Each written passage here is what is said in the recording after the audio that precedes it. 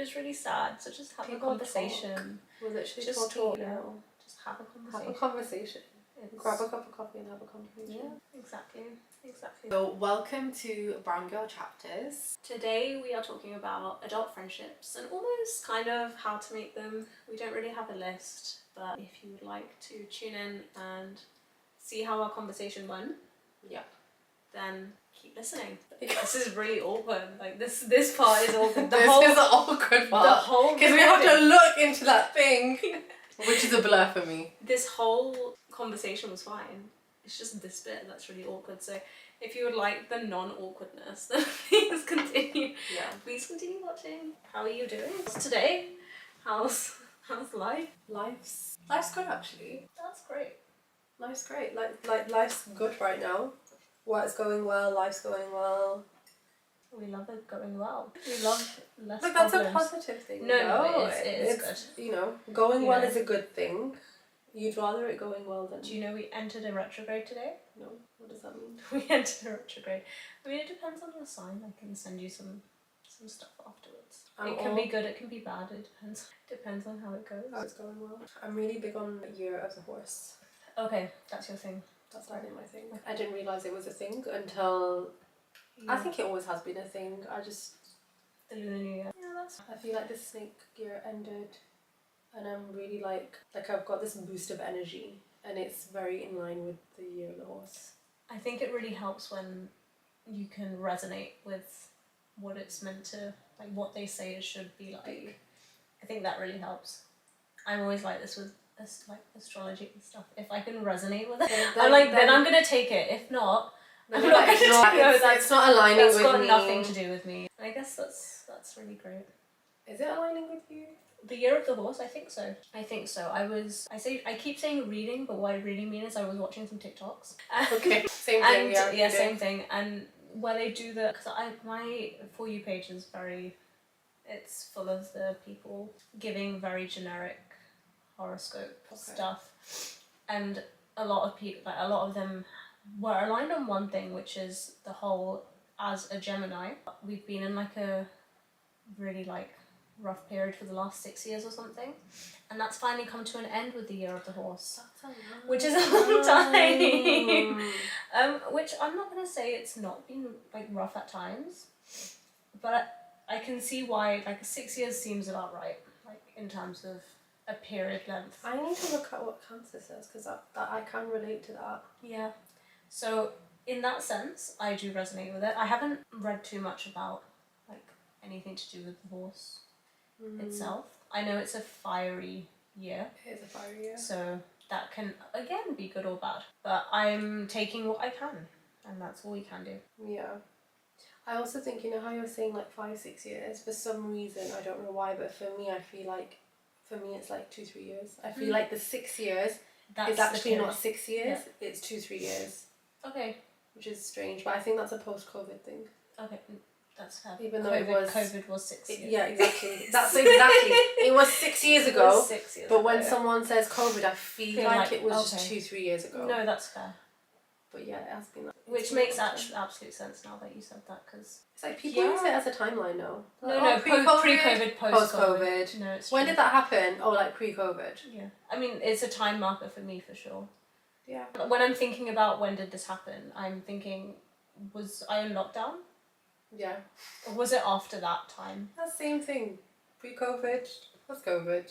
I think, especially because we were, like for me at least, because I moved to Manchester in 2021, so that was in just as the lockdown's getting lifted.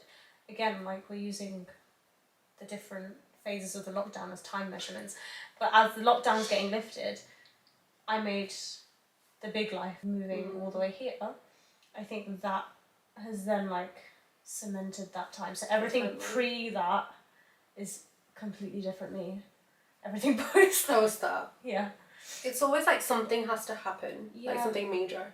Yeah. I think for me something major happened, and that's how I identify as me before that and me, because they're two different people. It's so true. They're two different. Yeah. So this is so fair. And I think while I'm talking about moving to Manchester, I think one of the big things was I moved here and I didn't know anybody. I think that's a good segue into today's topic. which is friendships in adulthood. Yeah. And I think we could probably start with how we can make friends as adults, as adult friends. Okay. Ourselves. Yeah. Because for context, we did not know each other until 2022. Pre-COVID? So we met post-COVID, since we're using COVID as a time marker. Yeah, we met post-COVID. Post-COVID. Which was? I feel like it was. So I started my job in 2020. Do we have to get our CVs out for this? Well, we met at work, so this yeah, is... that, so but, I'm using... But I don't even...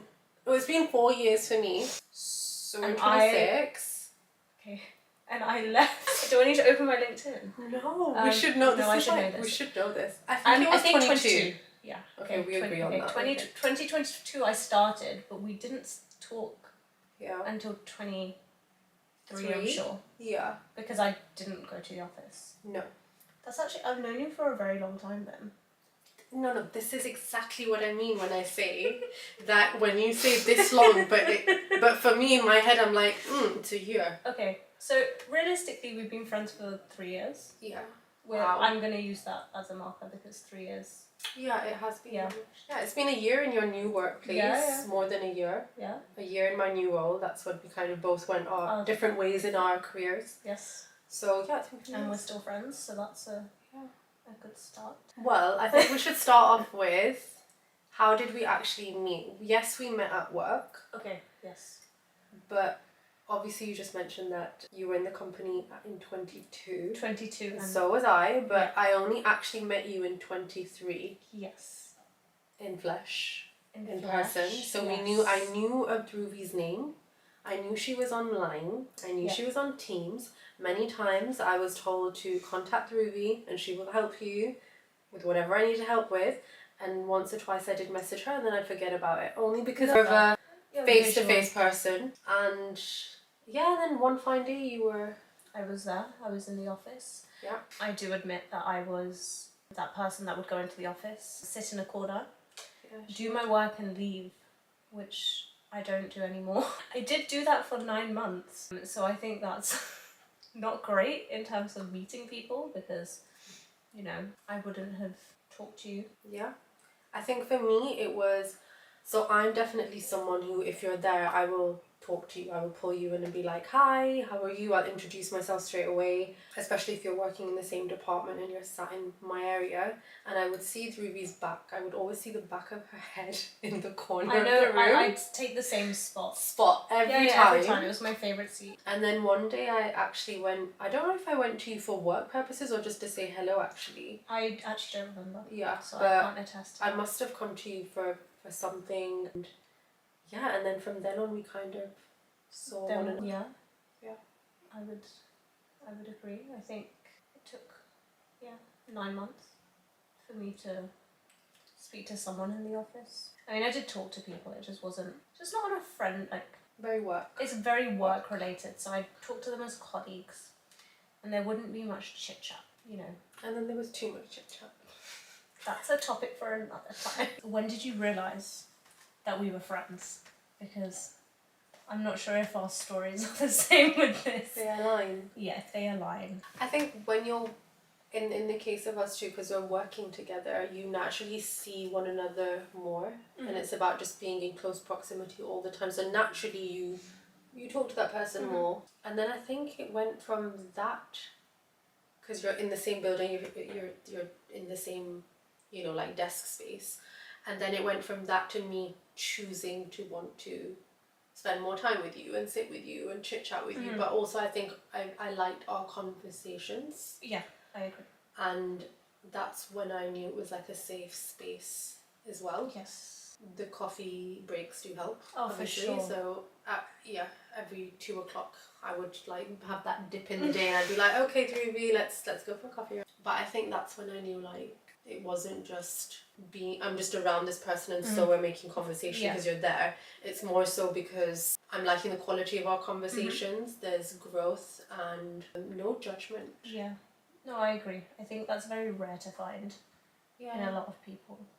And I think it was the intentionality around our conversations. Because I know it got to a point to which I would because I didn't have to come to the office. No.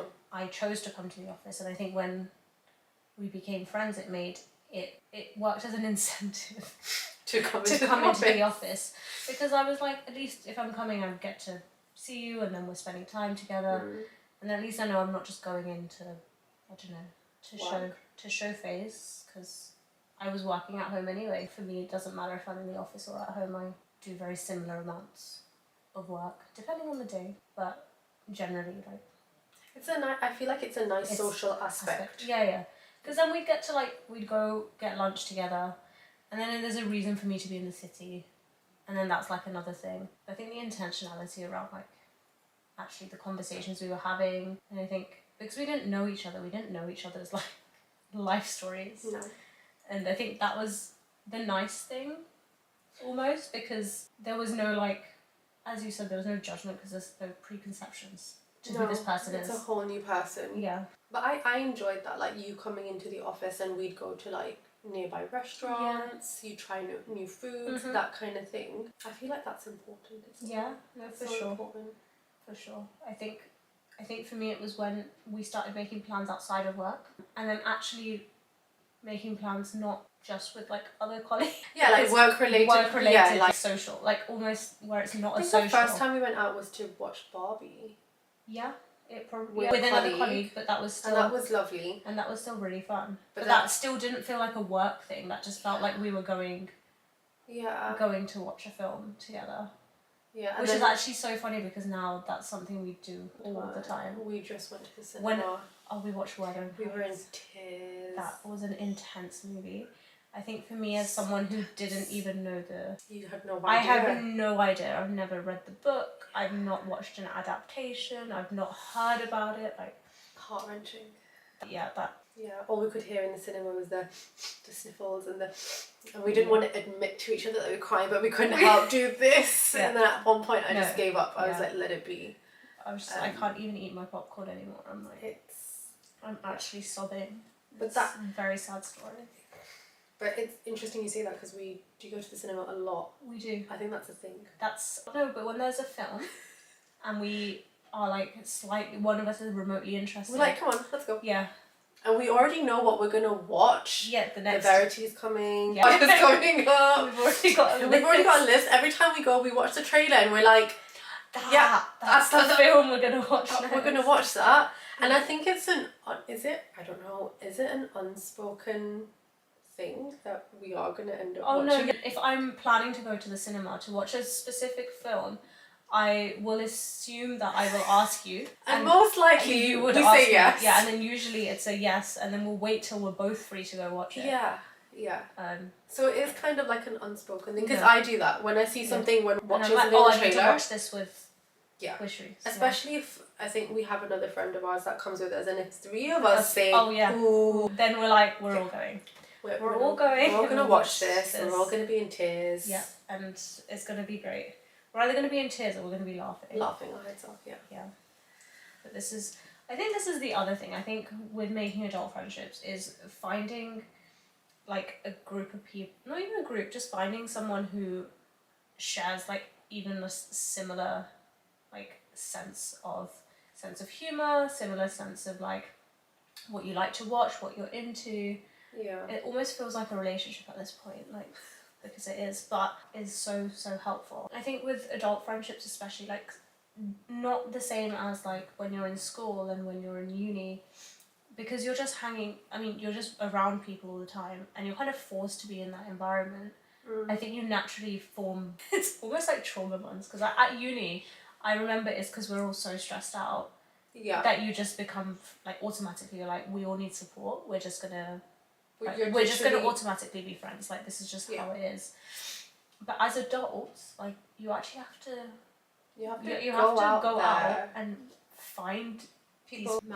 When I moved to Manchester and everyone's like scattered across the country, like all my girlfriends that I have already are very, very scattered, and coming to Manchester was like a really big wake-up call, I think, for me to actually like step out of my comfort zone and actually go and look for friends, because I realised that, I've always done this, I'm very, very, I hold my friends like in a very special place in my heart. And if you're close to me, then like I see you as family.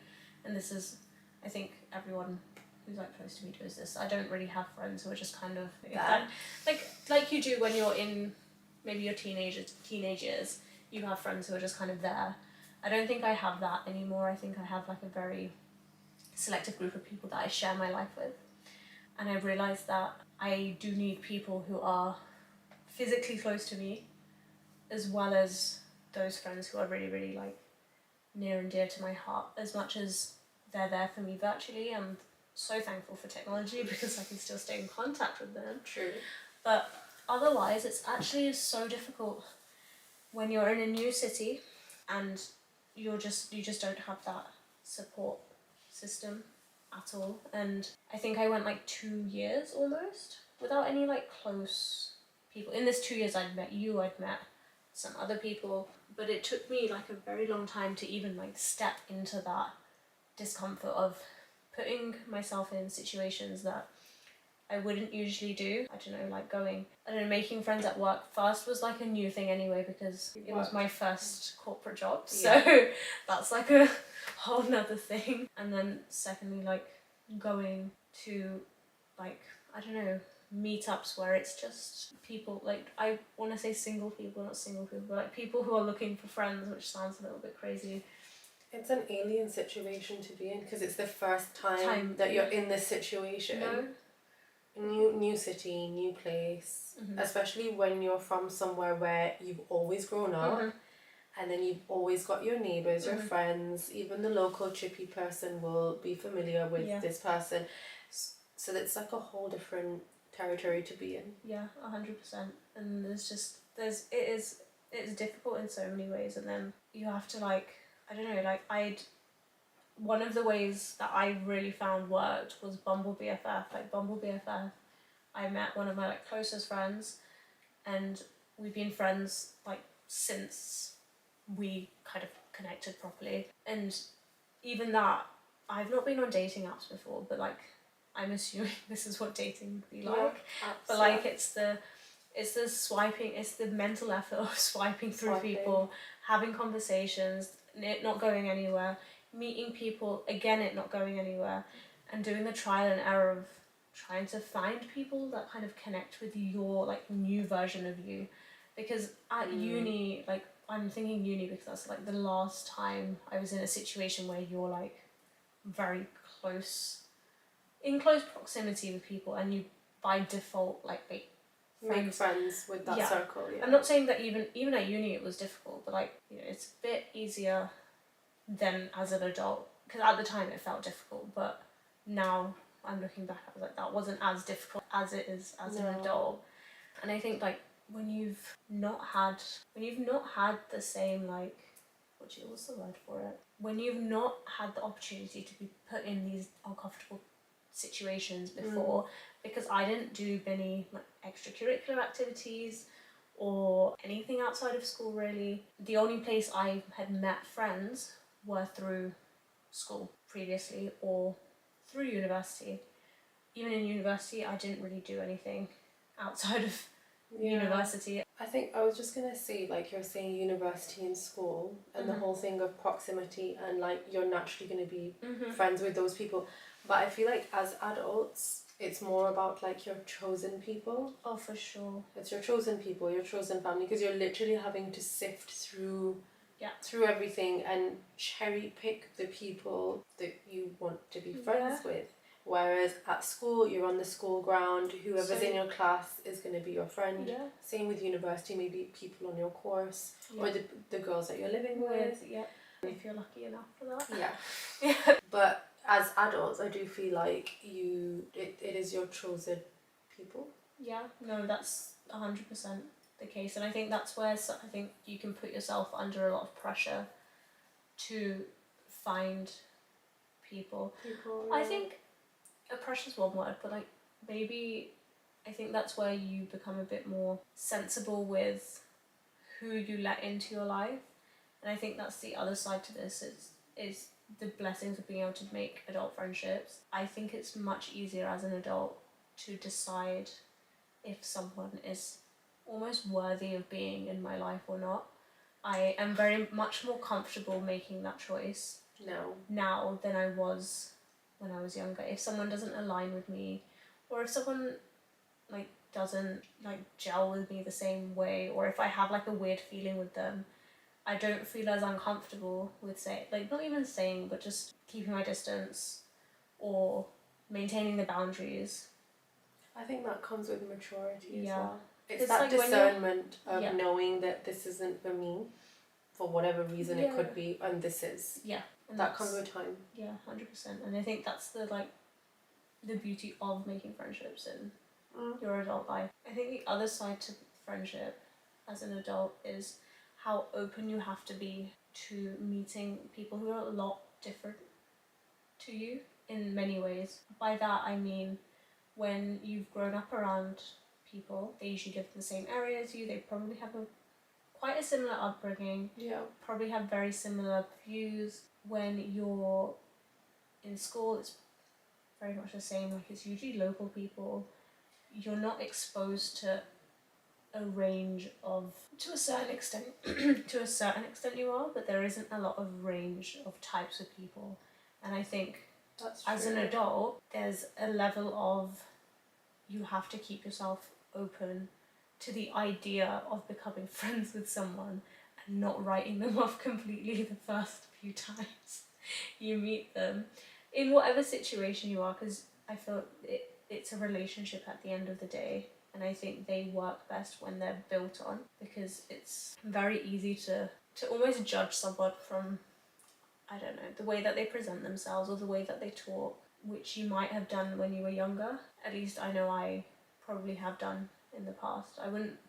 I would say I'm a very nice person, so I wouldn't do that to anyone's face. But internally you're thinking. There's always like a bit of a bias when someone's different to you. And I think when you become aware of that bias, it just helps you be open to the idea of meeting people who are slightly different, who are actually could end up being really, really good friends with you. And I agree with you. I feel like I think it's also like about familiarity. You will always you'll always end up going to that place or that person who's familiar with you. And I've grown up with, if I now look back, a lot of the people I was friends with, they're all so similar. Yes. I think me working, my workplace is so global that it's opened my eyes to different cultures. Oh, for sure. From the way people speak to the way they present themselves to the way of living is completely different. And I've also the girls that I work with, they're so different, but I end up learning so much more from them. For sure. And I've realised that was the moment where I was like, oh, actually this is good for me. And I need to make more effort with people from different backgrounds, make it diverse, because you also become more of a well-rounded person. Oh, I agree. Because if you stick to, again, going back to school or university or college, you don't have a choice. You're in this village or town. I was brought up in a small town anyway, and everyone knew everyone, and that was it. And then you went to the same you went to the same high school, the same college, and you're around the same people again and again. And then the same conversations, no growth. So I think it's important to be open. Yeah, to be open is one of the key things. The other thing I think off the back of that is taking your time to find people with not the same, but similar base values to you, which are ever changing anyway as you grow. I think this is one of the things that took me a second to grasp, was when you notice yourself having a different point of view than from before. Someone. Okay. Or just then for yourself. Than a past version of yourself. Yeah. And I think that in itself, finding people who align with you at this current moment is one of the nicest feelings, because you feel like you found your people, because it's easy to outgrow people, and when you're an adult and you want friends, one, you don't have time Yeah, Like, adult true. friendships are really hard to maintain in itself. And then, two, like, you just, I mean, at least for me, I don't have the energy. I'm a very low maintenance sort of person. If you drain my social battery, I don't want to be spending too much time with you. And I know the sorts of people that drain my social battery, and I can say I don't have that many people in my life who do drain my social battery, which is really great because then I can spend time with everyone and not feel like it's not a burden. That sort of comes with time as well. Like, Yeah. you will learn along the way which people drain your social battery and which people kind of like energize you. For sure. I think that's something you have to be aware of though, because it's very easy to just stay friends with people and keep filling those cups because almost out of habit, even if it is kind of taking from you because you're friends with them. That's a whole other conversation. That's a whole other conversation. But I think just remembering, I don't know, this is the whole quality versus quantity in friendships. I will say though, as adults now, it's so much more about quality. Oh, for sure. Than quantity. And again, it's that thing of, as adults, we have less time.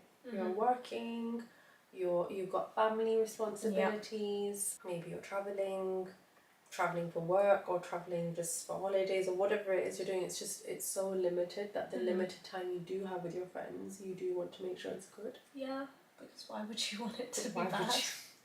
Why would you want it to be horrible and just like it can get so busy that you and I often do this, and my other girlfriends do this, is where we like schedule things in the calendar. Because if it's not, it's not gonna happen. Not gonna happen. It won't. It'll just get taken up by something else. Yeah. And it doesn't even have to be something like big. It could just be like the mundane day-to-day thing. It's like you're gonna come over and we're gonna sit and watch Desperate Housewives. Like that's No, I liked it. Honestly, I'm watching it for the first time in my life, and it's a very interesting experience. I'm rewatching it, but it's still so good. I'm actually kind of glad that I haven't watched it until now. Yeah, you're lucky. Because it's one of the shows where it's a bit like for me with Gilmore Girls, with Gossip Girl, there's a few other shows from like that era where I wish I could watch them for the first time again. No. And this is what I'm feeling like with Desperate Housewives, because I'm like, this is the first time I'm watching this and it's great. It's honestly. I still watch Gilmore Girls. It's one of those shows where you'll either really, really like fall in love with the town, very similar to Desperate Housewives in that sense, small town, but there's not as much going on. There's like, with Desperate Housewives there's so much happening. In Gilmore Girls there's not much happening. It's just vibes. Yeah, and it's great for autumn. I'd wait till October. October, November is the perfect time to watch. I was meant to watch it last year, but maybe this year. This year you can watch it. I think the main points are, when you're making adult friends, you have to put yourself out there. Yeah. This just sounds like I'm giving dating advice. You need to put yourself out. Open. You need to be open. You need to don't judge. Yeah, you don't. This is literally. I mean, it's the same sort of thing, isn't it? You need to not be too judgmental. One, with yourself, and two, with the other person. I think that's 100%. Like a whole, like, can get yourself into sticky situations there. And also just make effort. You have to make You need the to effort. make friendships. You do. You actually have to, like. Yeah. It's not as easy as when you're younger and it's just proximity. There is a lot more effort that's needed. You have to plan things. You have to make time. Yeah. In our case, schedule it into the calendar. Yeah, whatever works for you. It's difficult to make adult friendships, but it's not impossible. I think if you're wanting it and you find people who are in a similar boat who are also wanting a friendship, like actors, like they just want friendship in general and they actually want quality friendship, and that aligns. Yeah, I think it's so important that it aligns. And what friends mean to you, I think that needs to be that has to align as well in some sort of level, because what you think might be friends might be different to what I think. I think that's also another thing, is you do need some sort of an alignment on how you view your friends. And I think this is where like high maintenance and low maintenance people, it becomes a little bit difficult to maintain a friendship based on that. But that's again another conversation. Yeah. You have to put yourself out there. I think, like, for me, the dating apps, Bumblebee was honestly insane. That was an interesting time of my life. I have deleted it for many years now. But once I found my friends, Yeah. I was like, this is great. And it really did put me outside my comfort zone. And I think that really helped get me to a point of making friends. I think with us too, just to give an example, we met so organically. Yeah. But I do understand in this time it's so difficult to do that because everyone's so busy. Yeah. 100%. So yeah, but then I also think if you, for example, if it's at your workplace or if you go to, I don't know, badminton or netball, like actually make the effort to be the first person to say hi. Yeah, because you'd actually be surprised how many people are willing to have a conversation if someone else initiates it, because that is a whole nother thing. Oh, the other thing that's really good is if you live in, I'm not sure what it's like in smaller cities, but when you live in a slightly big city, like we're in Manchester, there are so many people putting on events where you can go and do something and meet people. I've made some friends from a event where we were making bracelets, and it was so much fun. Like, it was a fun class, and we just happened to get on with the girls on our table, and it worked really well, and now we're all pretty good friends. Again, you've put yourself in out the there. situation. Yeah. And if you hadn't gone to that event, you would never have met this group of, Yeah. But yeah, it's just about putting yourself out there and be the first person to actually say hello and have a conversation. Yeah. Because you just never know. No. And this is the thing, I think it comes with confidence. I think sometimes you have to fake it a little bit. Fake it till you make it. Yeah. Even if you're not the most confident person, I think.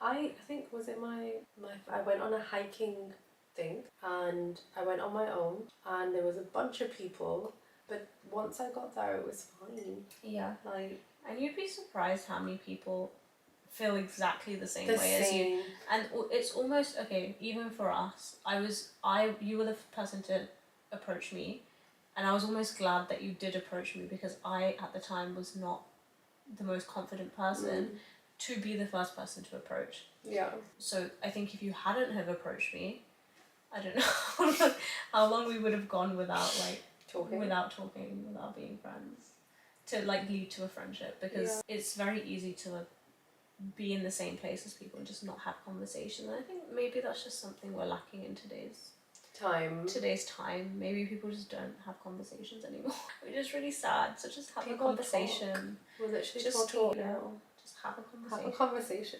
Grab a cup of coffee and have a conversation. Yeah, exactly that. I think that's all. Yeah. And with that, you can look forward to our other conversations. And I don't know how we're deciding to end this. I'll be the one to say it. I'll be the one what is it?